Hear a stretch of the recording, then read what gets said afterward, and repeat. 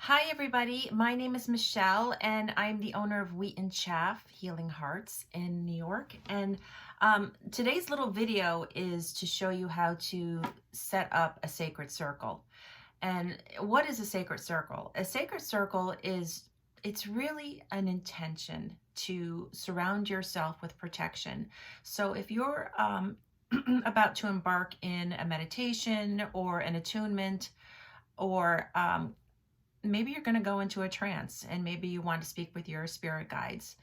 Whenever you're dipping your toe across the veil, it's always a good idea to protect yourself. And one of the ways to do that is to create a sacred circle. Now, there's a lot of different ways to do it. It's basically, like I said, it's with intention, but there's some items that you need to get, in order to do this. And that would be 4 quartz crystals. If you don't have 4 quartz crystals, preferably towers. And when I mean towers, I'm going to grab one so you can see something like this, just like, inexpensive little crystal, something like that. And you can set them in the 4 corners of the room that you're going to be doing your meditative work, your spiritual work, your energy work. So you can put them in the 4 corners of the room. But if that's complicated for you, like if you have to move furniture around, then don't worry about that. What I do is I set up a little table as a representing my sacred circle. So you can designate a little side table within your room and set it up there. So I've created mine. And I'm going to show you. So I'm going to bring my little video camera over here so you can see my little sacred circle. And I'm going to explain to you what each item means. Sorry. Okay, so let me just adjust this camera. So you can see on this table I have right here, I have in each 4 corner, I have a quartz crystal. Like I said, if you don't have quartz crystals and you have other crystals in your bag of goodies, then by all means use them. Quartz just happens to be the strongest. So what I've done is I've placed them in the 4 corners of this table, one here and one there. Now the items that you see that are in between the 4 corners are representing the elements. So we want to collect items that represent fire, wind or air, water, and earth. And so that's what I've done here. So it could be anything that makes sense to you that you have lying around in the house. So what I have represented for air is I went outside. I was at a park one day and there was a whole bunch of these little geese feathers. So I picked them up because they were in such pristine condition. So I use these as my element of air, wings of a bird.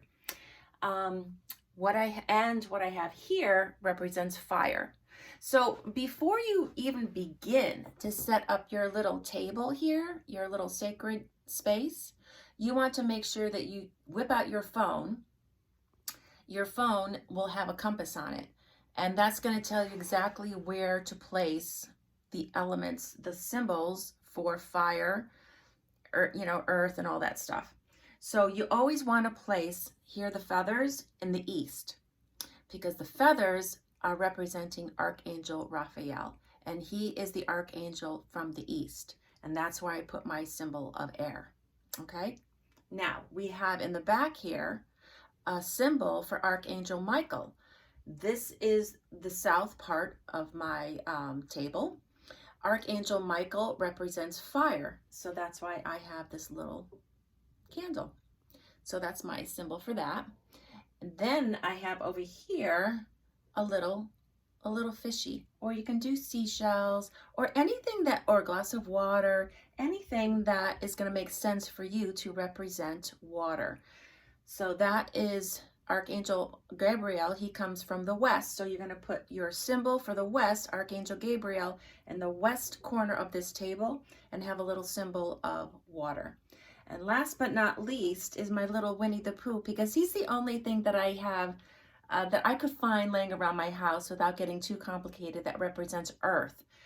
Earth is representative of Archangel Uriel. Uriel is from the north. So this is the north part with my little compass of my table. And little Winnie the Pooh here represents the forest, in my mind, represents the forest. His little plants here, he's an elemental because he's an animal.